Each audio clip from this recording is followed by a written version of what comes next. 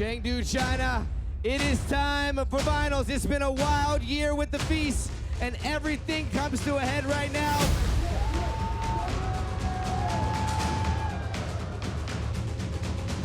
Every single one of these athletes has been working for this moment right here.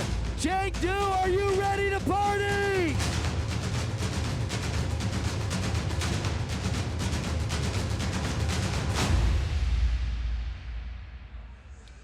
Welcome to Chengdu, everybody. That's right. It's time to close things off for the UCI BMX Flatland World Cup Finals. That's right. The men are about to take the oval stage right behind us out in the Flatland course. I'm Ryan Meyer hosting this out here with none other than Claude Hickman. Claude, thanks for joining us out here in China, man.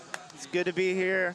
So great to be back in China, and I'm so excited about what we're going to see today. We have had a whirlwind of action happening throughout the course of the FISE World Series in 2019. You guys, we started it off big in Hiroshima. Let's take a look back at the map, and we are going to show you everything that happened in the past. But hey, as we get going, we are live here in Chengdu. We're not exactly in the city, but let's look what it looks like. That's a beautiful city of Chengdu. 14 million inhabitants out here, not a small one, but it's one in the making, and we've been developing it as well along with them for the last 6 years. We started things off in 2014, where we came to make this our inaugural end to the FISE World Series, and we made it an annual one ever since. So make sure you guys come and check it out, because it is a beauty to be here in the Chinese sun, out in this incredible park, showcasing action sports and the top professional athletes to the world. I had mentioned we started things off in Hiroshima, Japan at the start of April of this year.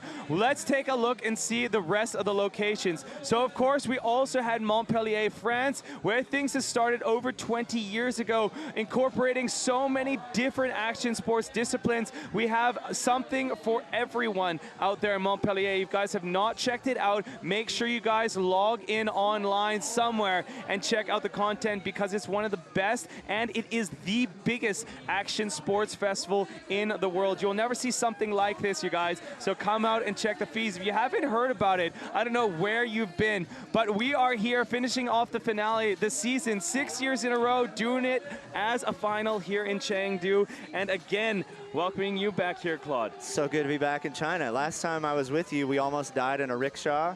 Yes, and that happened. That always almost got happened. good memories here in Chengdu. But my name's Claude Hickman, and I'm here to kind of be your guide to all things Flatland, and I'm just humbled to get to be the voice for Flatland BMX. You know, we almost had that exact thing happen yesterday in a taxi. He went backwards on the freeway as well. Not in a rickshaw this time, but in a taxi. I think we dodged a bus, a car, and a goat. But we're alive. We're alive. We made it. We really have made it. But guys, guess who else made it? Top 8 Flatland men out here. It's just been an incredible contest. It's been so hard for me to go over to the oval, but you've been checking it out. You know, Hurricane Sports, again, has built one of the best stages that I've ever seen. The riders love it. It's this oval shape. It's a little bit bigger than Montpellier, but all the riders have said great things about the oval stage. So we've seen some of the best riding. Since they have the best stage, we've seen some of the best riding. We started with 38 riders for the qualifying, dropped down to 16 yesterday, and man, it was a dog fight. There were 4 runs, were basically flawless runs to get to these last 8 finalists that we're about to see. So anything can happen here. But basically what has happened this weekend, it's called Flatland. If you've never seen BMX Flatland, it's like breakdancing on a bike. What we're gonna see is that each of these riders gets a 3-minute run, 1 3-minute run. When they start their first trick, the clock starts, and when it runs down to 0, nothing counts after the 0. They are immediately scored by 4 judges and given an average score. So we're going to get to see right away how each of them score and where they rank as the progression goes on through the 8. The criteria that these judges are looking for is actually pretty difficult. It's things like creativity, you know, and originality and difficulty of tricks and use of the bike, but most of all, execution. Did they get into the trick and get out of it without touching the ground? So if you've never seen Flatland before, you know, watch their feet. Exactly. Right? Watch their feet. Are If they come coming off the back from bike. these combos? That's Yeah. it's something really difficult to see. You see in the bottom right-hand corner of the screen the criteria there. But yeah, like you said, really watch their feet. Man, I've judged contests at this level, and I just have such respect for these guys that we brought in to judge this weekend because, like I said, the level has been so high. But right there, we have our 4 judges. Ephraim, who's basically the librarian of Flatland. We got Alexei Dezelnu from France. He's like Yoda, man. He's the Jedi Master. And then we got Kataro and Hiroshi from Japan. And Japan is, like I've said before, it's the future of Flatland. And those guys are seeing the future come up through Flatland in Japan. So almost 100 years of Flatland experience right there on our judging panel. They have the hardest job of the day. But man, it's been an incredible weekend so far. I think we got the right 8 for this final. It's a day full of BMX out here for the FISE finale day, the last day of competition, last day of live streams out here, and as well closing up the entire World Series. But if you guys haven't watched Flatland like we have been mentioning before, Flatland is one of the oldest disciplines of BMX. I mean, originating as basically, let's say, something... That makes me feel old. Well, it's basically what started BMX and started freestyle for so many of us out there. I mean, it's like you said, breakdancing on a bike. It's been brought to so much of the public with the movie. If you've ever done a wheelie, you've done Flatland. Exactly. This is Olympic level wheelies.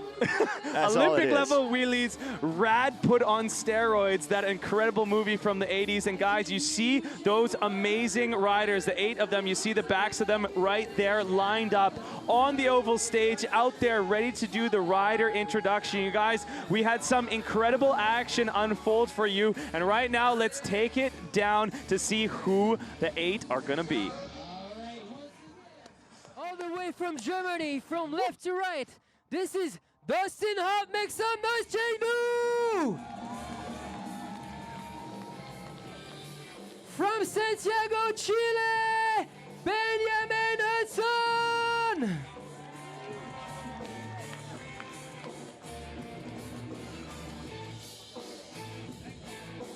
From Prague, Czech Republic, Dominique Nikolni!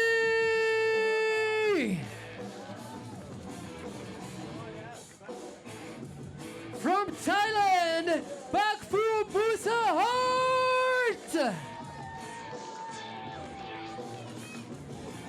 From the USA, Terry Adams! From France, Matias Dandois!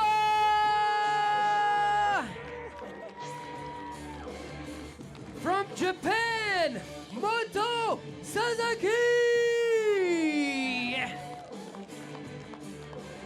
And your #1 qualifier from France, Alex Jumalon! All right, these are the riders. Now we have 4 minutes of warm-up for the first group. Starting now, I only want to see Dustin Alt, Benjamin Hudson, Dominique Nikolni, and Bakfu Busahart. So there you guys go, the top 8 coming out hot here from the Flatland men's finale. And you guys see Dustin Alt right there, Benjamin Hudson, Dominique Nikolni, Tun, Terry Adams, Matias Dandois, Moto Suzaki, and Alex Jumalon. You said the top 4 are just neck and neck, basically. It was an amazing semifinal. The top 4 are basically all within 1 point between 89 and 90. We're talking decimal point, razor thin level between 4th and 1st. So really, man, anything could happen. It's just been incredible to watch these guys on the best stage be able to do their best. And you see right there, Dustin Alt in the right-hand corner of your screen, Benjamin Hudson on the left, Dominique Nikolni, pardon me, on the left right there, and then also Tun. So it's a heavy hit as well for the first heat, not just so neck and neck for heat #2. But tell me some interesting stuff that's happened over the weekend. The #1 thing you need to know as you're watching right now is what happened with Dominique this weekend. You see him there placing, 6th which is not normal for him. But what happened was his bike did not make it. He came into this weekend sitting in the #1 spot for the year, and the worst possible scenario happened. The airline lost his bike. So he had to actually, you're wondering why he's here at the finals? It's because he borrowed a bike and still made it through 2 qualifications on someone else's bike. There's Arena, one of the pro flat girls, rides the same Heresy frame as him. No brakes on her bike. Somehow he got out there and still made it to the final, through the semis and to the finals. But his bike showed up last night at midnight.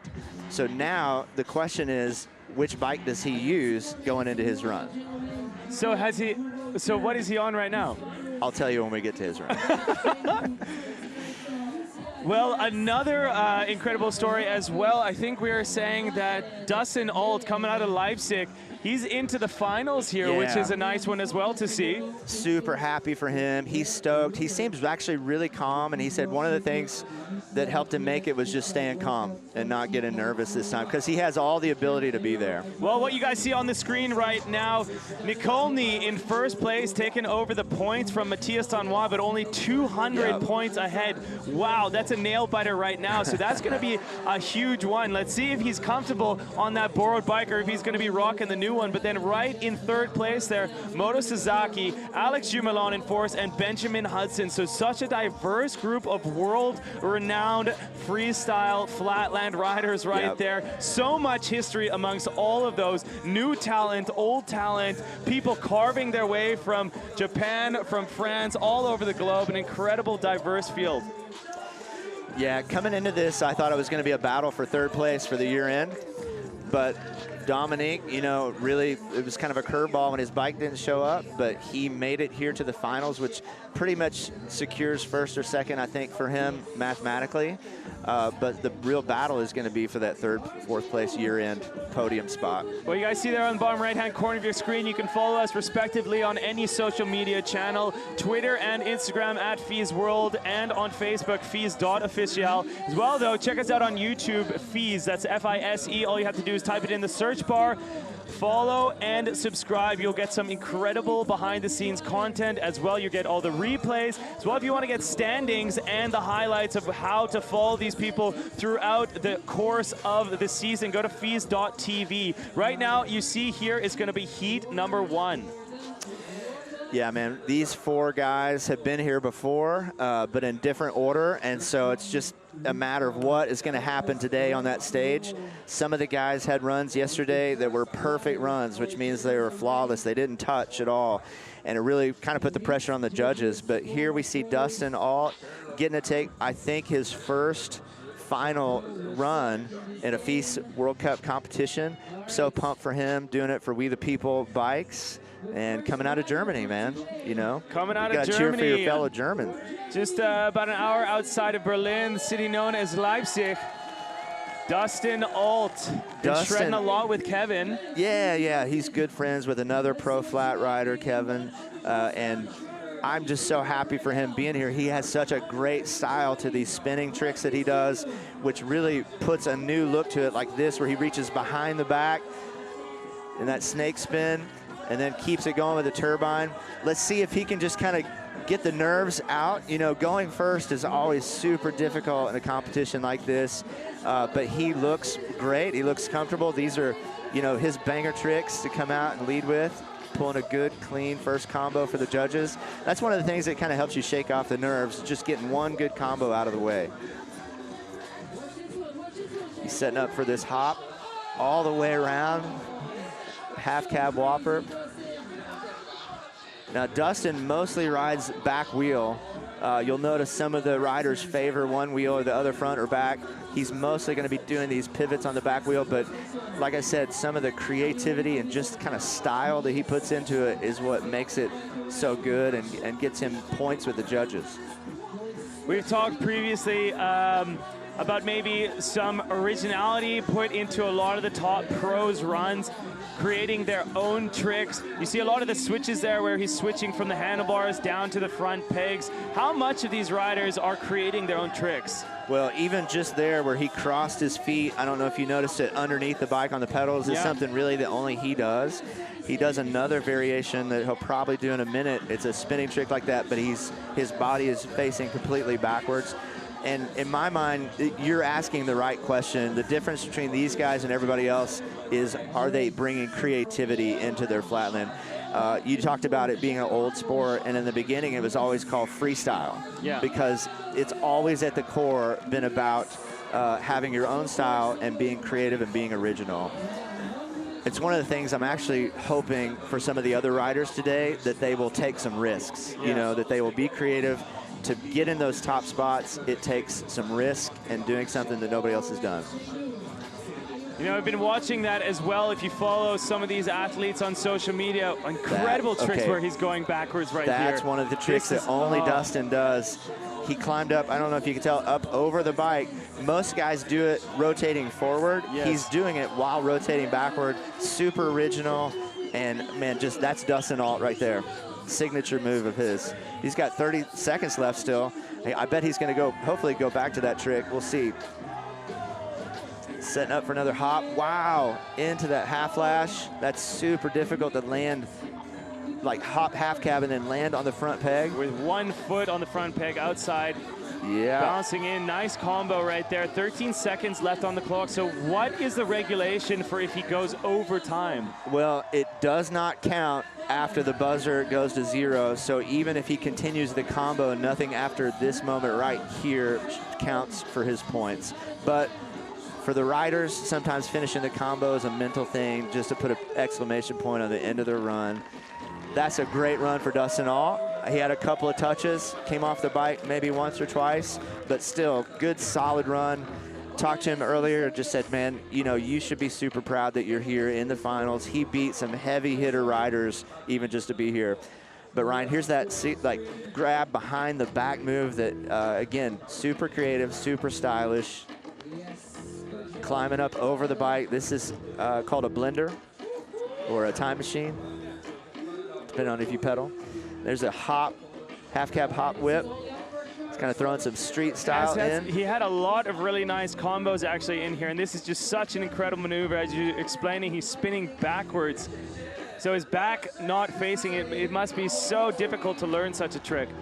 Yeah, honestly, man, I'd have to go back and watch it a little bit in slow-mo too, because I don't even understand what he's doing sometimes. Here it is, where he climbs up on the pedal and then over the bike, but going backwards in that rotation. So the judges are going to look for those things that are difficult, original, creative. Is he using the entire bike? There he is on the front wheel, not just the back wheel. And again, the time they're taking right now is the judges figuring out what is this first score going to be, because this sets the bar for really everybody else that's about to follow. So 75-75. You know, that's a difficult one to hold amongst all these other incredible 7 BMX athletes who are then to join Benjamin Hudson right there on screen. He's going to be the next rider to drop in. That would be a tough score to hold for first place, but it's a really good score to kind of set the bar in the middle.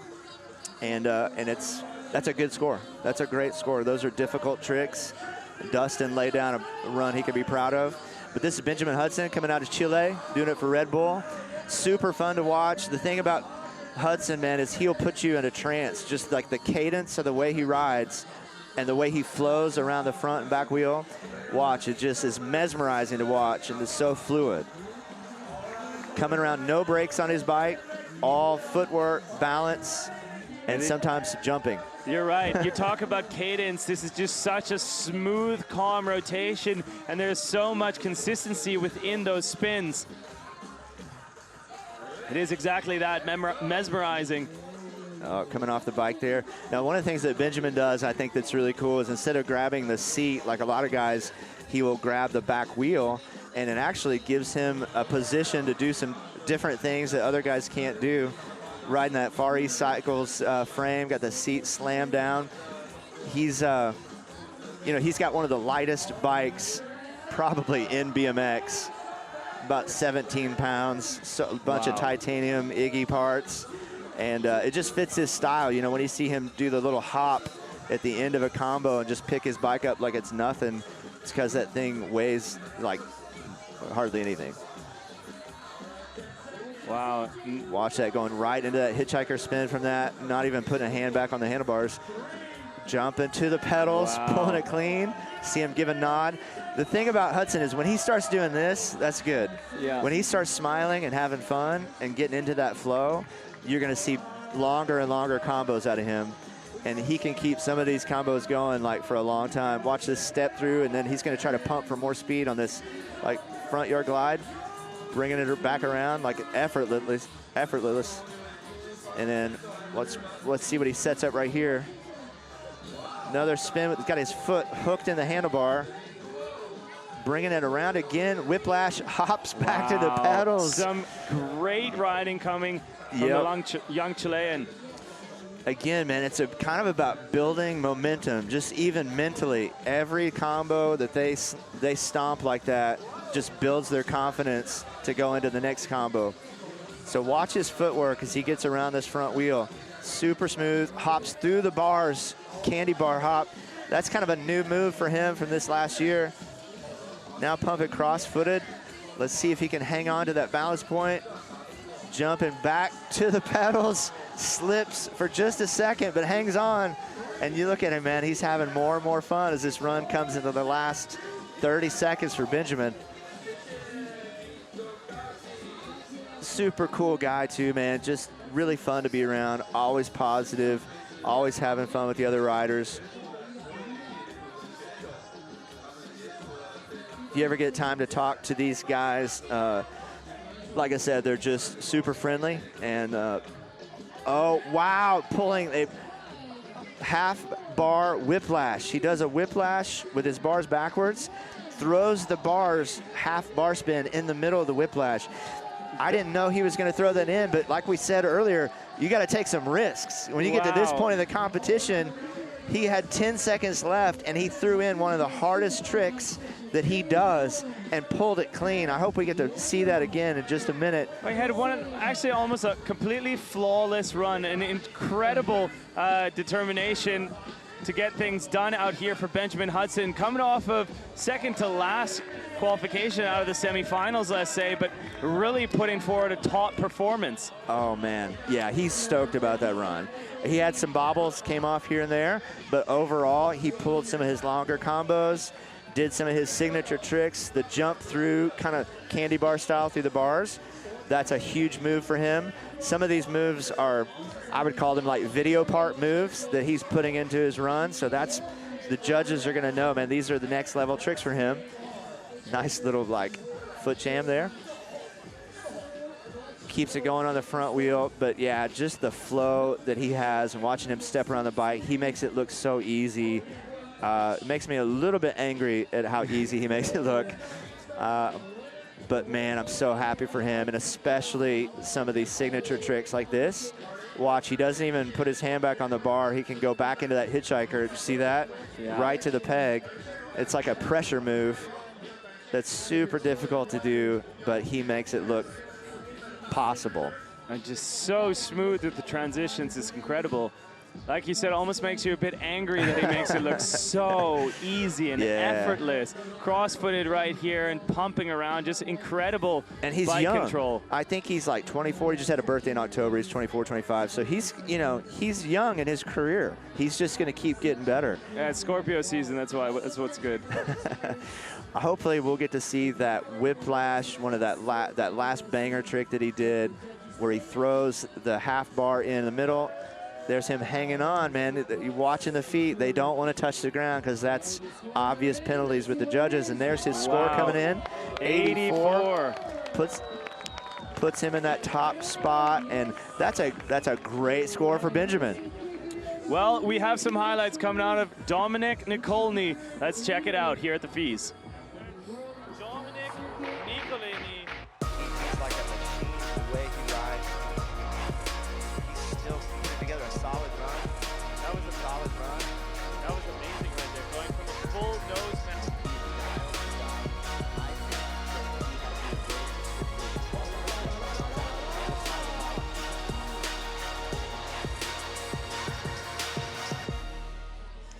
Well, that's a big highlight right there from Mr. Nikolni himself, who's sitting in first place in the overall ranking of the 18,200 points. But the big story of tonight is, what bike is he riding?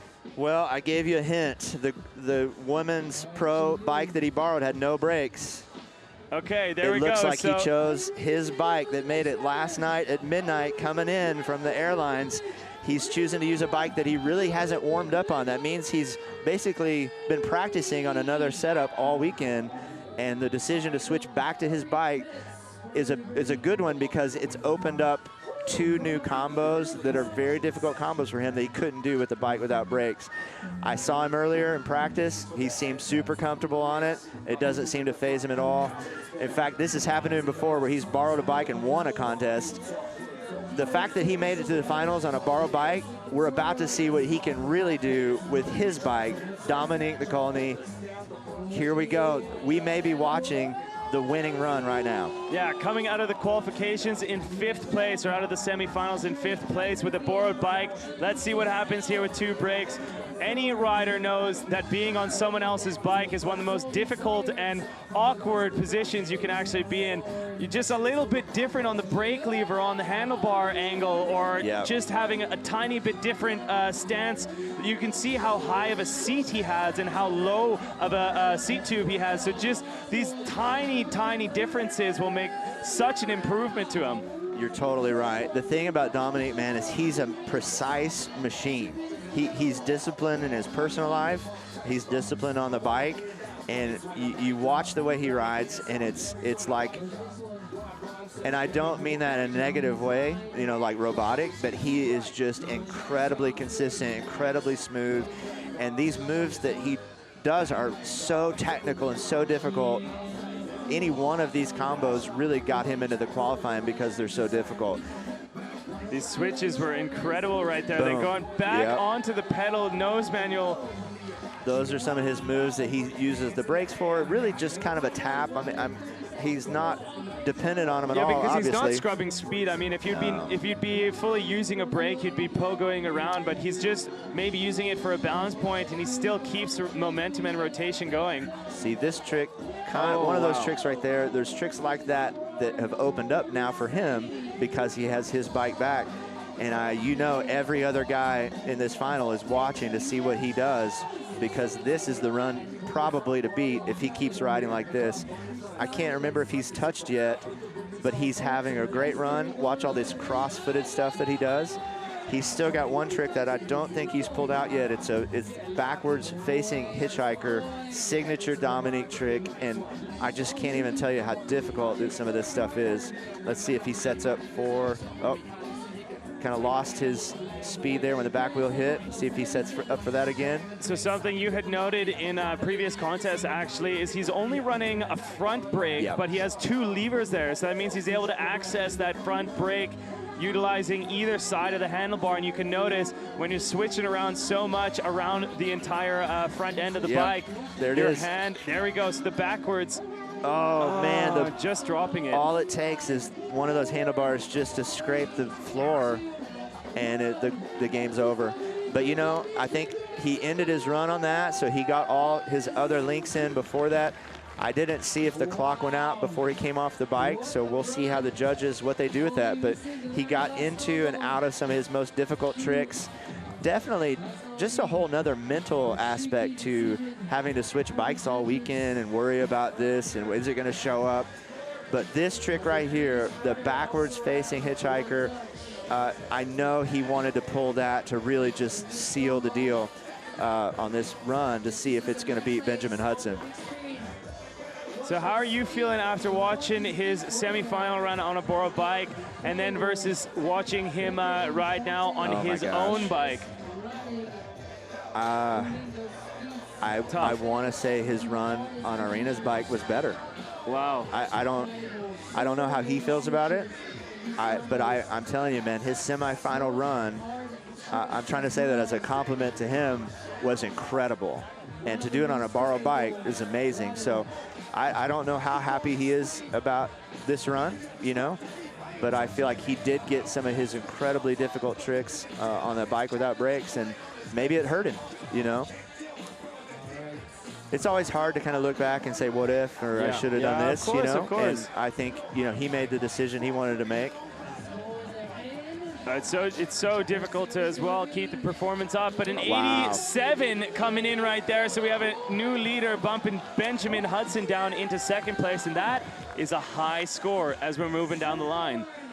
It beats Benjamin, but the question is, does it leave room?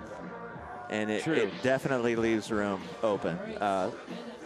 The door was left open for someone to take probably first place, but we'll see. You know, these guys had great runs yesterday, and anything could happen today. This is Tun from Thailand, and man, he's one of these guys that's been battling through FISE World Cup every year and getting higher and higher in the rankings. Started making it into the finals, you know, this year. And man, here he is, one of the top finalists. Been working really hard, getting coaching from Marty Kopa and really a whole team from Thailand who's been training together for this event and another event this week. And so, man, here Tun is. I talked to him earlier. I said, yo, man, like, do you got some stuff you've saved, you know, for this final? And he said, yes, definitely. So I want to look for some risky moves from Tun. I think that's what it's going to take, honestly, for him to get in that podium, is to bring some of the banger tricks that he can do. I know he can do, but bring them into his contest run and take some risks.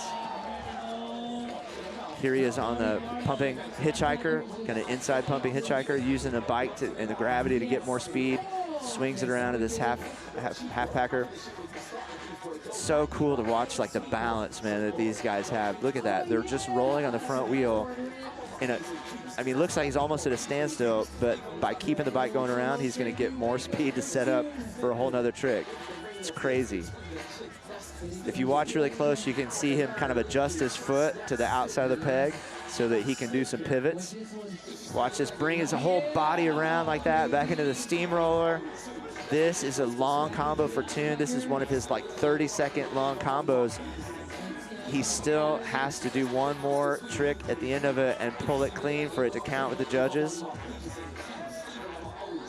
Setting up for that front yard kind of glide again, bringing it around. Looks super smooth. He looks really calm. I know these guys have been preparing not just like on a trick level, but preparing mentally how to be calm, you know, how to go into your run with the right kind of state of mind. Gets into that wheelchair spin. Let's see what he's going to do out of this. This combo might be longer than 30 seconds, like I said. This, here we go, coming to the end of it. Watt hops into another wheelchair spin and just slips out. Wow. Now, in the UCI rules, for a combo, you can count points for tricks within the combo, even if they don't pull it at the end. So that's good for him, even though he missed kind of finishing that combo. He will still get partial credit, you know, partial points for the stuff he did within. There's this one-footed kind of pumping spin. Yeah, doing it for this crowd. It's a little foggy today, and so there might be some moisture even on the stage for these guys. Trying to switch into that wheelchair spin again. That's got 20 seconds left for Tun.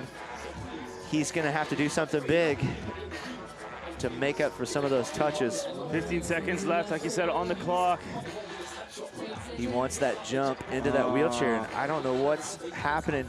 Looks like the foot, it just kind of slipped off the peg there at the end. And he's going to call it there. He knows he's not going to get one for the buzzer, but Tun putting one in for the crowd.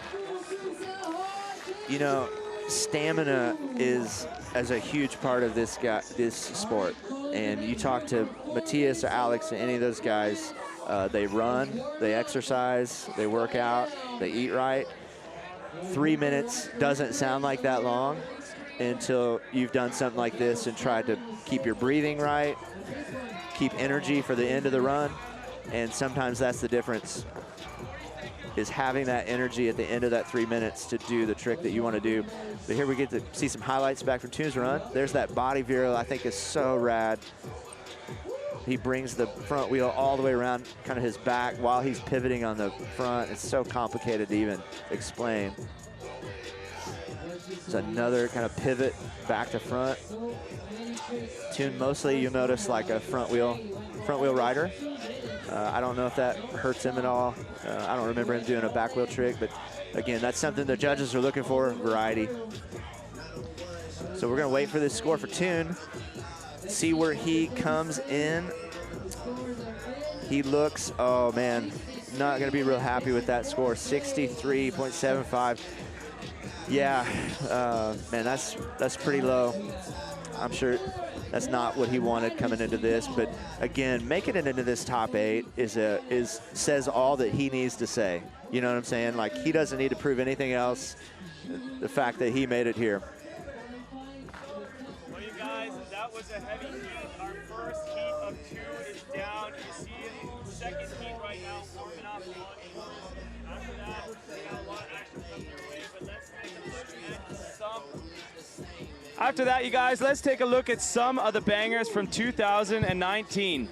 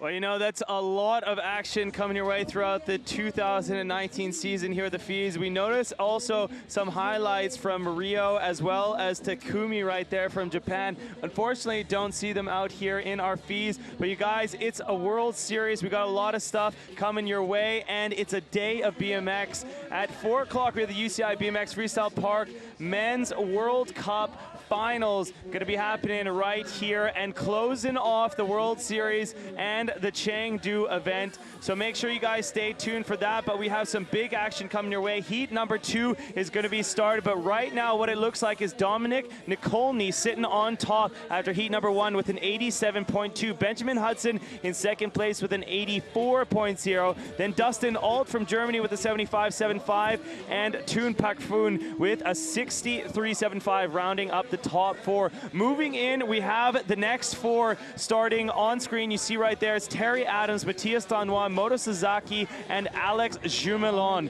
What an incredible heat of top athletes, and you said they're just neck and neck, only a point away from each other coming out of this qualification. Yeah, this mirrors the year-end standing quite a bit, you know, and how they stand.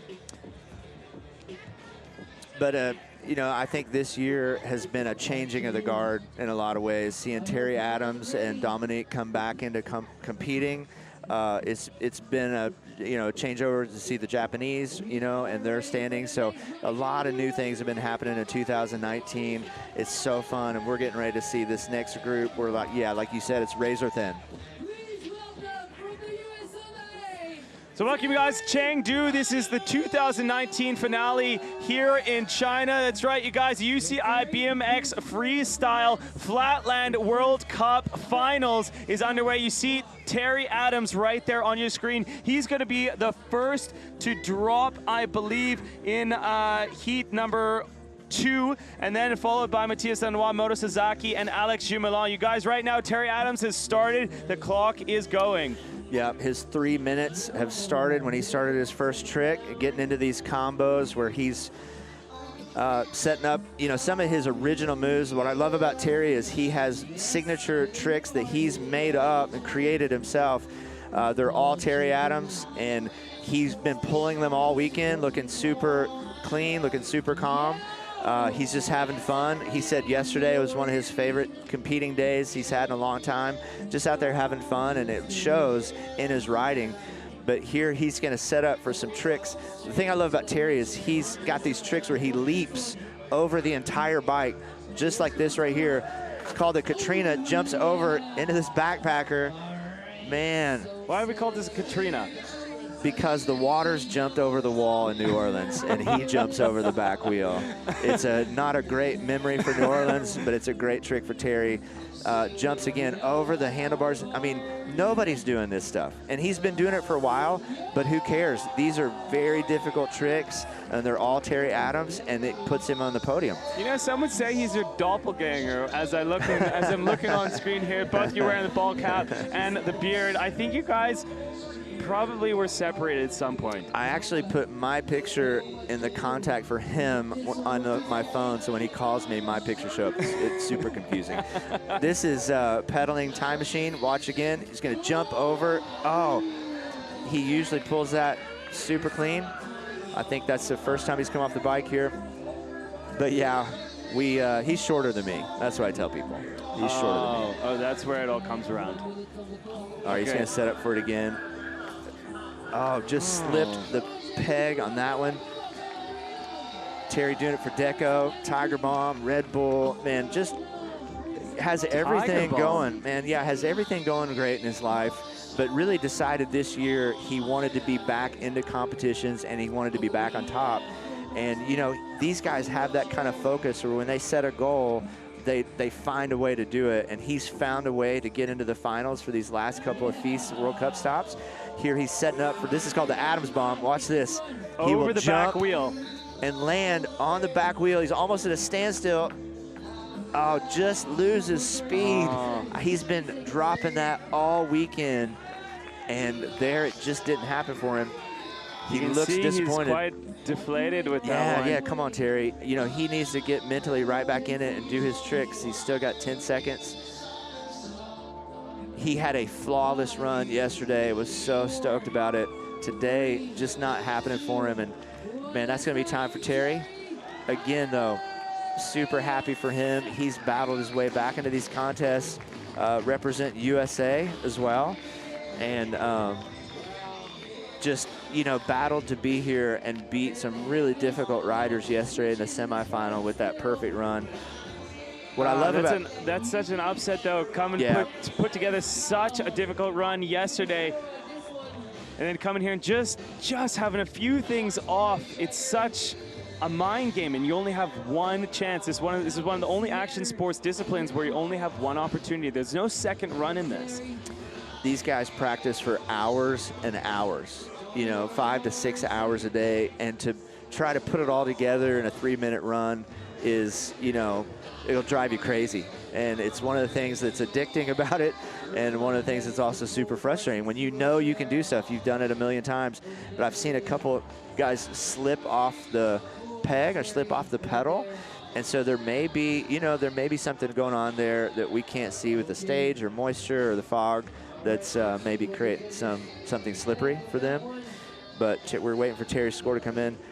I know that's not exactly what he wanted to do here at CHENGDU, but again, man, he's back in the competition, and he's right back in the mix with these guys, even for year-end points.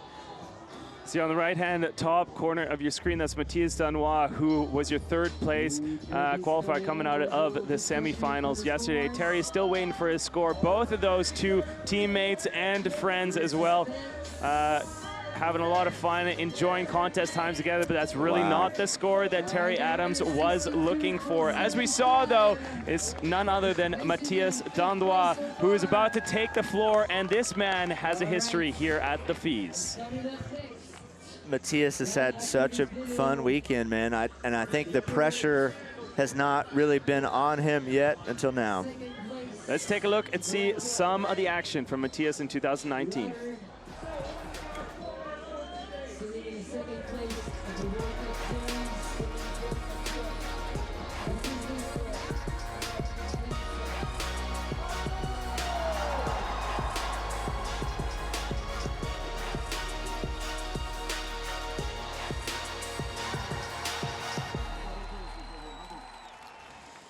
So you saw there, he is sitting in second place in the overall, 200 points away, I believe, from Dominique Nikolni.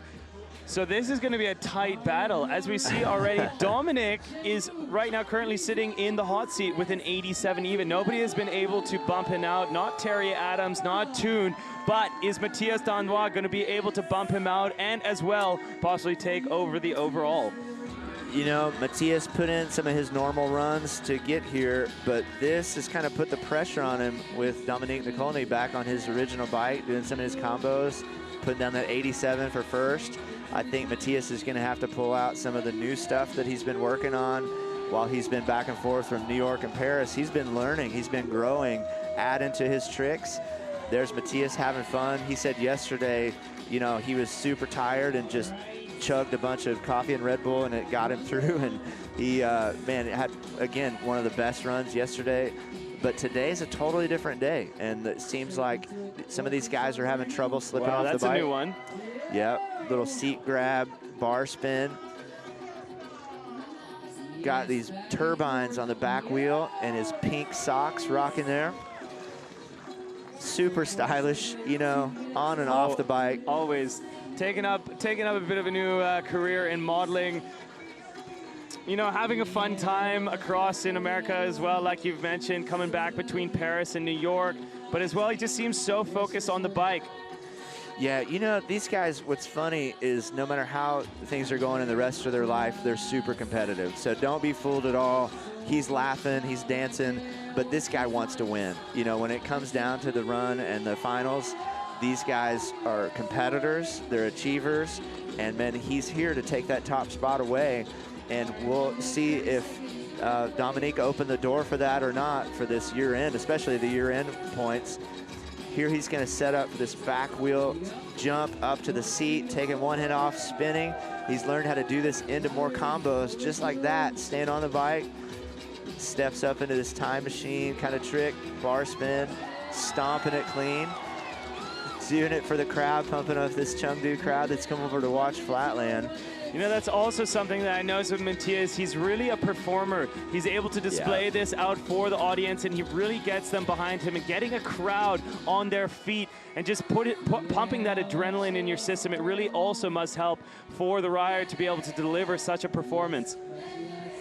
Doing it for Team France, you know, and just as Flatland has progressed and there's been more interest in it globally, you know, these guys are getting more and more opportunities to train the way professional athletes train, you know, as things like the Olympics come up, that's how they're training. And so you can see it in the way Matias Dandois trains, and you can see it shows in the way he rides. Here he is setting up on the front wheel for this step around, and then he'll start to spin so fast that he can just let go of the back wheel. I don't even understand how the physics of that works, but somehow for Matias Dandois it works. 10 seconds left. Let's see if Matias can finish off that run clean. Probably got one more half cab hop in him. 3 seconds left. Yep. Boom. Matias Dandois throwing it down here at CHENGDU, China, with a flawless run to finish out this finals for FISE World Cup. Wow. He looks super happy about that. The pressure is off. He was actually kind of glad to not be riding last for a change. Not so much pressure on him. And man, he made it count today. Throwing down, I think, a flawless run once again.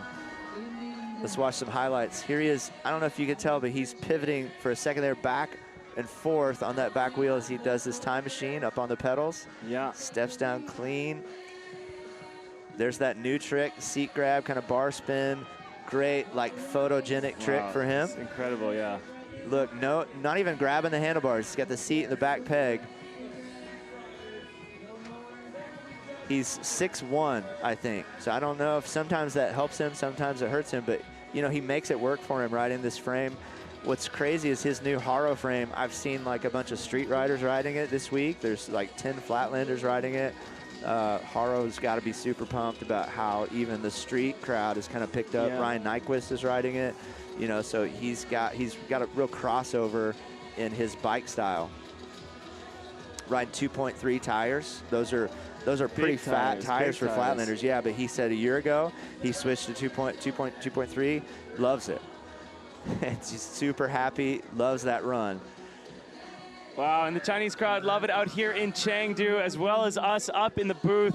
An incredible run, and one I'm sure actually is going to rival Dominique Nikolni right there, as you see on the top right-hand corner of your screen. The judges in the bottom delegating and deliberating to see what's going to come in, and it is an 89.75. Dominic doesn't look too happy as Matias Dandois jumps into first place once again. And that also means that I believe he is going to be taking away that top position from Dominic in the overall. If you guys want to get going, though, let's take a look right now. We have a little highlight from some of the big action that we've been seeing so far from Moto Suzaki.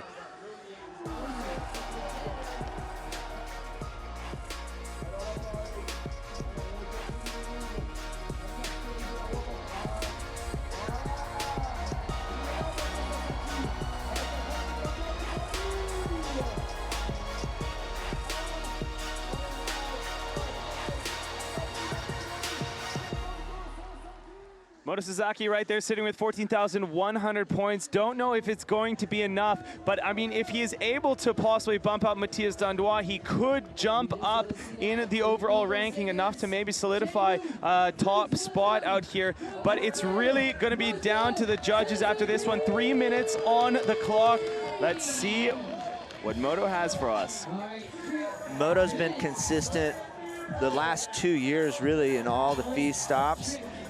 But right now he needs to bring really some more risky, difficult tricks that he has the ability to do. The question is he going to try to do them in his run? Here he's putting in a good combo, signature Moto, jump the tire, back to the pedals.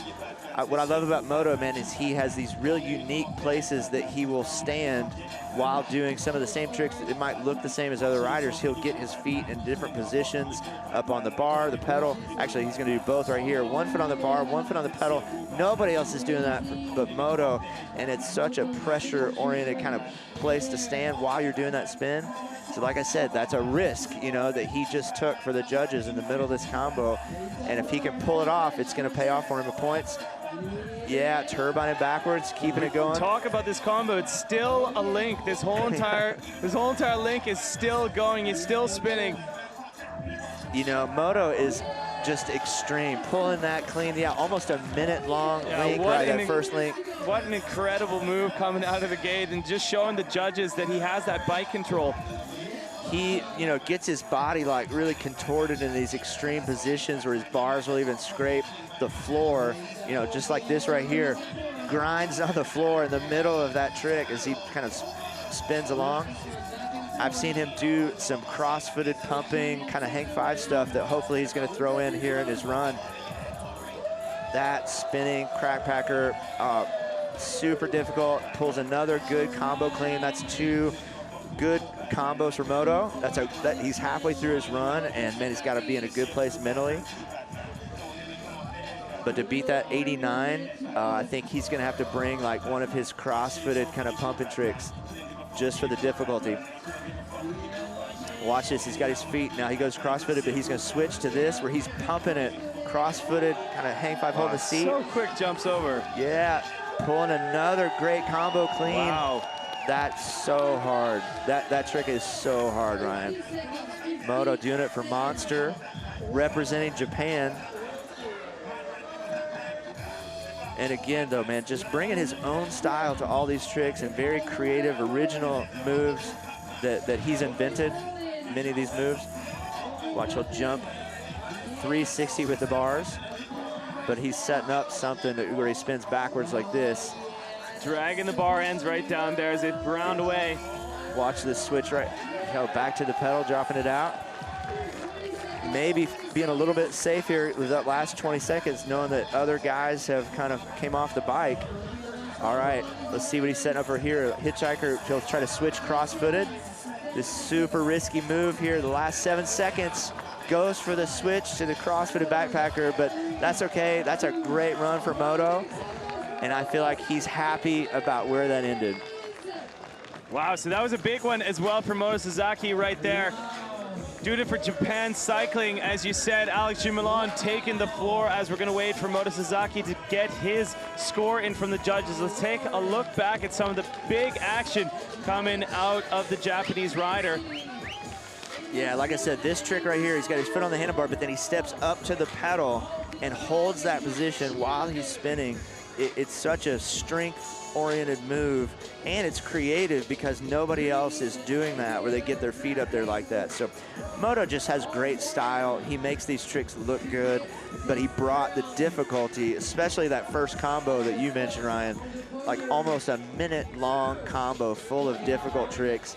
So the judges are gonna have to figure out what to do with Moto, and I don't know. I don't know what's gonna happen right now. Yeah, is that gonna be enough? This is gonna be interesting. It's really gonna be, yeah, I'm curious whether it's gonna be enough to take out Matias from the first. Is it gonna take Nikolni out from second? I think it's gonna put him in between Matias and Nikolni, but that's my guess. I've been wrong before, but I've been right more. And you've been doing it for a lot of years, so I'm gonna take your expertise on this one. Right now, our hot seat 88. We'll say 88. Our hot seat leader with that 89.75, Matias Dandois, is in the top right-hand corner of your screen, and a 91.75 Moto Suzaki takes over.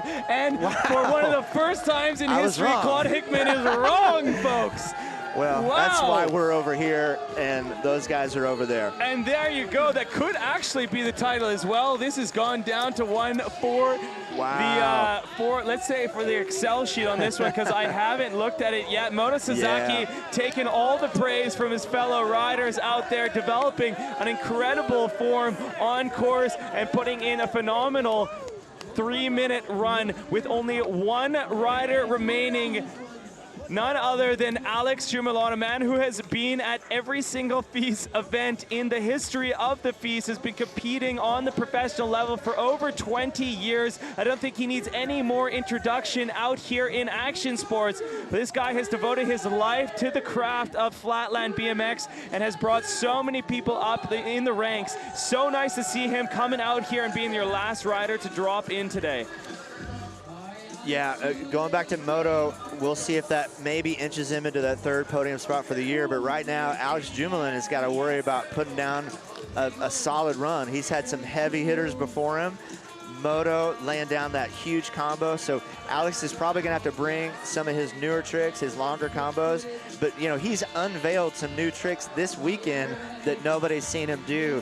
And we're probably going to see those in a second as he sets up these front wheel switches. You know, Alex just has this power style, you know, where he flows on the bike. He makes it look easy, but the things that he's doing take such upper body strength. It's almost like a gymnast on a pommel horse, you know, to use an analogy. Yeah. That hop right there is so crazy. It doesn't look that hard. I almost broke my face trying to do it. Super difficult. Well, it's just that looks easy. I'm gonna try it. It's so incredible. He's riding every single day out there with the academy, and his whole entire family is back there. Great, watch this. This is okay. Sorry to interrupt you. Go ahead. No, keep going. He tried to set up for a new move there. I think he'll come back to it later. He's got a new trick that he's unveiled where he sets it up like that and does hooks his elbow on the seat, like elbow glide style, kind of throwback to the 80s. Yeah.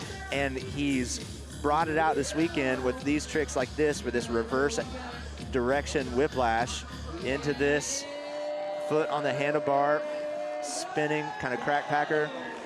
It's funny, it's one thing that you told me when we first started commentating together, that Alex Jumalon, he has such a diverse trick ability. He's been able to do and change his style up so many times. Here it is. He's setting up for this. Nope, he's changed his mind. You know, he's so diverse, I don't know what he's going to do. He's literally freestyling sometimes. If a trick goes wrong and he feels it's not there, he's so talented, he can switch feet on the bike and go into something completely different. Yeah, the breadth of ability that Alex Jumalon has is hard to express. He's setting up for something. This boomerang straight up to the back wheel. New little combo for him. Wanted to get this decade out of it. Cool fact, his son Nathan has learned that combo and did it in his run. Yep. See, look at that, dude. He bobbles, but somehow stays on the bike. Yeah. Makes it look too easy. All right, let's see if he sets it up right here. This elbow glide backwards inside, like ankle death. Pulls it. Wow, beautiful, Alex. Yeah, that's a new trick that he unveiled this weekend. He's bringing out like the big guns because he knows he's got to beat that top score, which I think was a 90, what was it, 91 from Moto? Yes, it's a 91.75, so it has to get up 5 seconds left. into the 90s for Alex to beat this one. He's looking at the clock as he gets going around. He sees that that is it. It's going to be time for Alex Jumalon, and a great performance put out for the Frenchman. You know, man, this guy has worked so hard for Flatland. He, you know, not only is he good and able to make it in this top spot, what you don't see is that this guy is the reason why Flatland is here today, why it's in China. You know, we owe Alex such a gratitude of thanks for the work that he's put in behind the scenes that people don't get to see. And for contests like this, for his FISE Academy, he's in the process of trying to take FISE Academy on more of a global level, which is really cool. Got to talk to him about doing some certification for that. But here's some highlights from Alex's run. Off the bike, he's, you know, championed the sport around the world, but on the bike, he's winning and qualifying first place with moves like this on the front wheel, foot jam, getting this little bar, half bar spin into that move for the half flash. I would love to see you try that one again. Yeah, I bet you would. That move forward to back where he hooks his foot on the tire is just so stylish, you know, man. Like, some of this stuff, you can do a trick and it could look horrible, or you could be Alex Jumalon and make it look really stylish, you know. Foot on the front bar, crack packer, kind of different place on the handlebar than most guys put his foot. Here's one of those places where he wanted to get up into this, get the decade. The backwards boomerang again. You know, the thing about Alex is he gets in a lot of combos, where some of these guys like Moto did 3 or 4 really long combos. Yeah. Alex gets more like 8, 9, 10 tricks in, like that elbow, ankle death, elbow glide, throwback to the 80s we saw there. So we're gonna wait for his score to come in. Moto is not even able to look up at the screen right now. He's just got his head down waiting for the score. He'll be happy either way. I know these guys are friends. Yeah, so you see right there, Moto Suzaki has that 91.75. We're gonna wait and see if Alex Jumalon can come out here. And it's all up to the judges at this point. Everyone has put in their run. They've all put in the diligence and seeing what's gonna happen. The score coming in, it's not gonna be enough. Alex Jumalon gets 4th place with an 84.25, and your winner is gonna be Moto Suzaki from Japan, taking it out here in Chengdu. Japan is the future, and I'm just gonna keep saying it. There we go, man. Moto coming in really from behind and stealing the win away from Dom, stealing it away from Matias, and stealing it away from Alex. Moto Suzaki doing it for Team Japan too. Look at his friends, get out there and celebrate with him. That's awesome. And I think it's been a while since he's won a FISE. Got him first place at an individual World Cup stop. So even Matias comes out, of course, is the first to give him a hug, to congratulate him. He deserved it, brought some of the biggest and hardest combos of the weekend to take that top spot with a 91.75 Moto Suzaki. Then Matias Dandois right there in 2nd place, Dominique Nikolni in 3rd place, Alex Jumalon 4th, Benjamin Hudson, Dustin Alt, Tun Pakoon, and Terry Adams rounding up the top 8. Some upsets right there. Terry Adams not being able to get exactly the run that he was looking for as well. We were maybe hoping to see a bit of a better run coming out of Dominique Nikolni, coming on to his actual own bike there. But I mean, not to throw shade to him, getting an incredibly respectable 3rd place, but we're gonna have to wait and see how that adds up into the overall, because he was sitting in first, only 200 points ahead of Matias Dandois. Now Matias got a couple more points than him, but the big change up is Moto Suzaki with the first win right there. Gonna be taking home the 9,000 points for the title overall. So let's see how it's all gonna go from here. You know, the things that surprised me today were, like you said, Dominic and just kind of how he rode, even with his own bike. I expected maybe some bigger combos or bigger tricks, and but you know, Moto came in and he stole it away from both of them. So I think we're going to get to look back at Moto's run in just a minute. Let's take a look back and see how Moto came out on top, the only rider to push into the 90s today. Here he's putting in a good comp. Moto, man, doing it for Team Japan, doing it for Monster. You know, really representing the future of Flatland, coming in here and showing what Japan can do. And finally, you know, upsetting the French, upsetting everybody else, and taking that top spot away with some of his signature spins on the front wheel. Like I said, Moto has this crazy original style moves and extreme body position where he, you know, scraping the handlebars on the contest floor just like that, stepping over. And man, it paid off for him this weekend. All that hard work, all the practice, you know, all the thinking of these tricks and working on them for hours and hours pays off for him in a big way coming into this final stop of the FISE World Cup, taking away that top spot. I'm just like you said, Ryan, though, I'm curious to see what's going to happen with the final points. Yeah, it is going to be incredible to see how this lines up with the final points. But as you just saw there, a great run from Moto Suzaki, and I love seeing some excitement come out here and something unexpected. This is action sports, so it's nothing that's scripted out here for TV. We're doing this all live for you guys, for your viewing pleasure, and those guys are putting through their time on the bike. They're practicing every single day and just dedicating their life to making this such an entertaining spectacle for you guys. But we have the podium about to start down there in the corral. We're going to make sure that you guys are able to check it out live on the live stream. Moto Suzaki on top, Matias Dandois, and then Dominique Nikolni as well. We're going to be able to take you guys down there, give a live view, but stay tuned. There's tons of action coming your way. But right now, let's take it down to the podium of the freestyle. FISE World CHENGDU 2019 UCI BMX Freestyle Flatland World Cup final stop of the FISE World Series. And your top three in the third place from Czech Republic is Dominique Nikolni.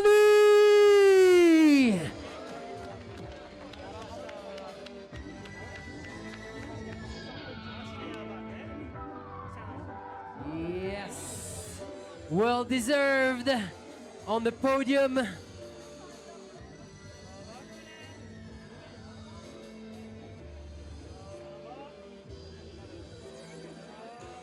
And the silver medal for the FISE World CHENGDU 2019, all the way from France, is Matias Dandois.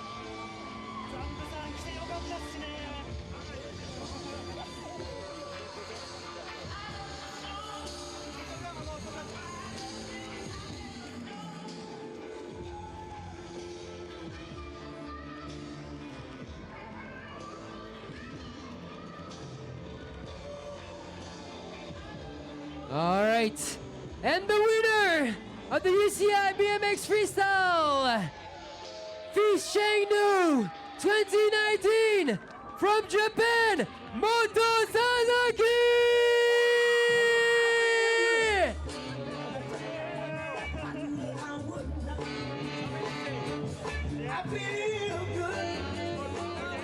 I know that I would.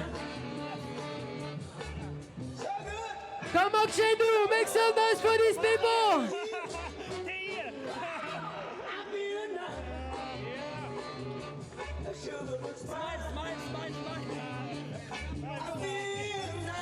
Yeah! Once again, CHENGDU, let's hear it for these people! Make some noise!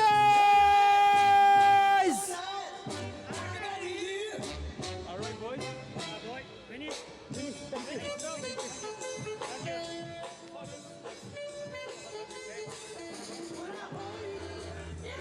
There you guys go. All An right. incredible event happening out here on a phenomenal weekend once again in Chengdu. You guys, this is such an incredible series coming out here to the FISE and making action sports known to people all around the world. We try and come to a lot of destinations that maybe want to improve tourism and, you know, really don't have the ability to access action sports like maybe some of the countries that you know, have a higher tolerance or have a higher number of athletes coming out. Let's say like California in the United States, which is just flown with skateboarding and BMX. That's why we come to remote locations like we do out here in Chengdu, really bringing action sports to generations that haven't been able to see it, that are not so fortunate enough, that have it kind of in their backyard. So it's so cool to be able to come out here, the two of us, and showcase, you know, Flatland BMX to a crowd like China. And we are happy that it's our 6th year out here again. We have some beautiful music playing in the background, but guys, we want to see you at one of the stops coming next year. This was the last stop, of course, of 2019, but we know things are probably going to be lighting up. I have a little bird chirp in my ear. Maybe things are going to be starting again in Hiroshima. Who knows? But you guys need to stay tuned and follow us on social media to see all the upcoming adventure. If you guys are in China, we have a WeChat for you. That means all you have to do is go into the discovery bar, you type in FISE, F-I-S-E, or write it in Mandarin, and you guys follow that page. You will see where all the action is coming up next. If you're rather an Instagram or a Twitter guy, just go to FISE World. So all you have to do is at FISE World, and then you guys follow us there. Hashtag your post if you want to follow us from the Chengdu location, or if you want to follow us for the FISE World Series, hashtag FISE World Series. As well, though, we have a YouTube channel. You guys can follow us there, get a lot of interesting action going on, a lot of back-end content. But you guys, if you want to stay tuned with all the upcoming events and the overall leaderboards, you just go to FISE.tv. Speaking about the overall rankings, let's take a look and see how the overall rankings lined up after this Flatland final.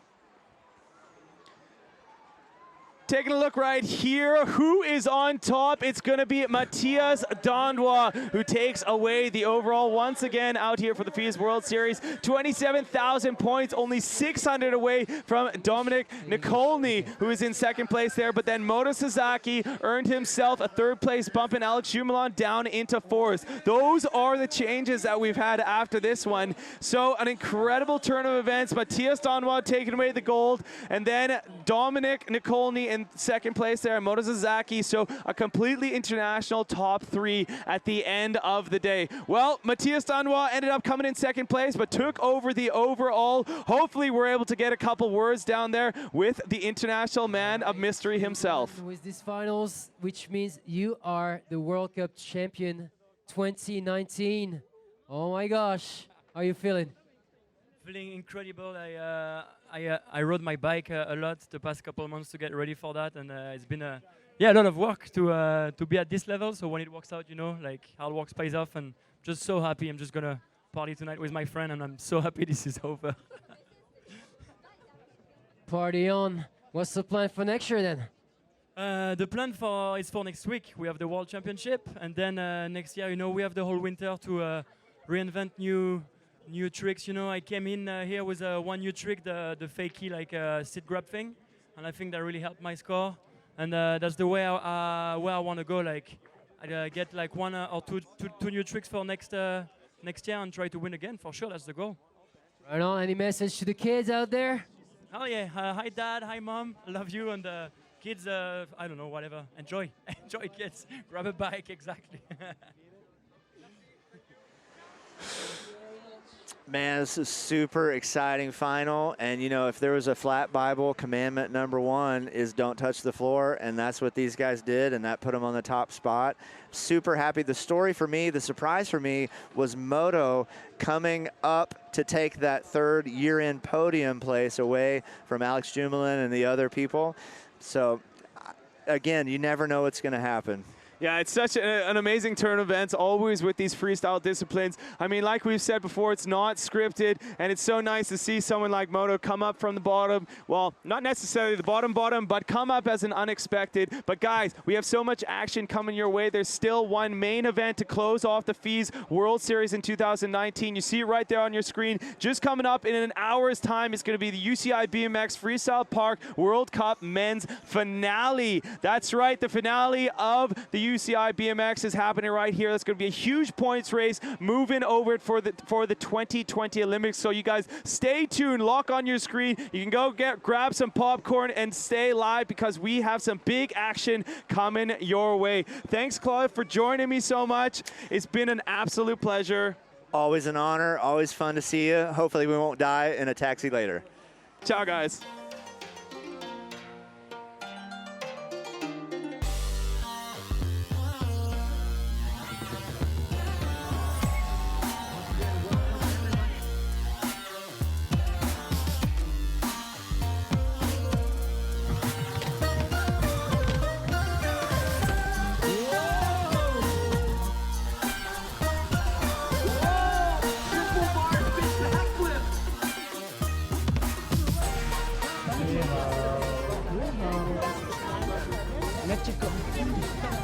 Mexico. How do you say that?